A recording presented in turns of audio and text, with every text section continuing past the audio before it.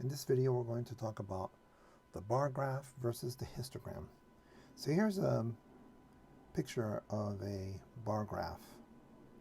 You have your frequency, you have your x-axis label.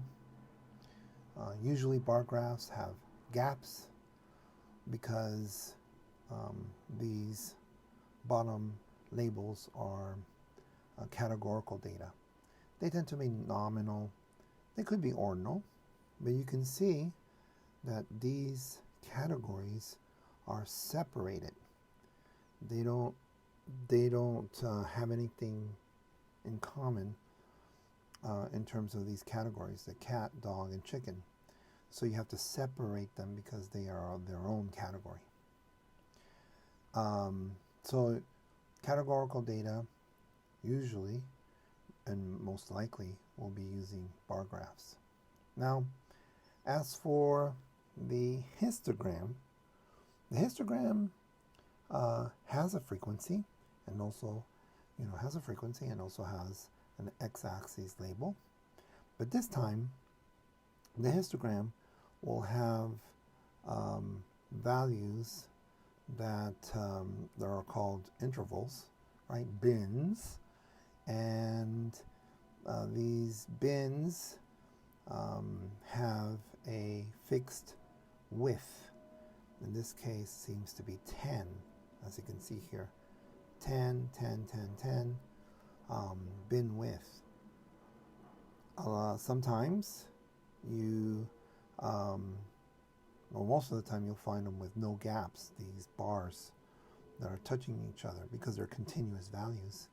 But once in a while there will be situations where there will be a gap because there's no data between the two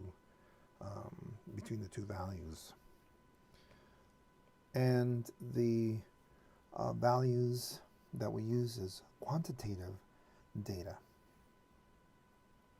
So a lot of the times when people are in presenting their work and talking about continuous values, sometimes they're using a bar graph, and a lot of the times using the wrong tool to talk about your data could be distracting. So if you're using a computer program, let's say like Excel doesn't do these histograms very easily. Sometimes you have to create the categories, and you have to also show Excel the bin sizes and such. Or if you have other programs that are more sophisticated in statistics, they'll create the histogram without gaps.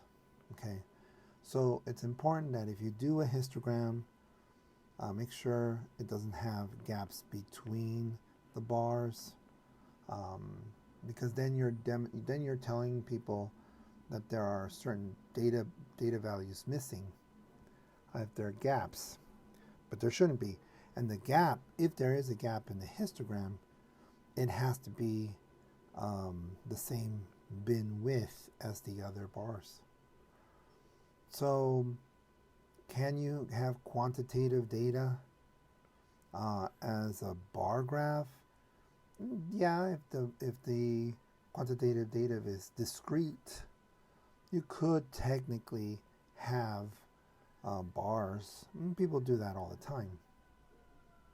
But when you have continuous values, right, a range of values, you can't use a bar graph because that's not the right tool for it. Okay, I hope this is helpful.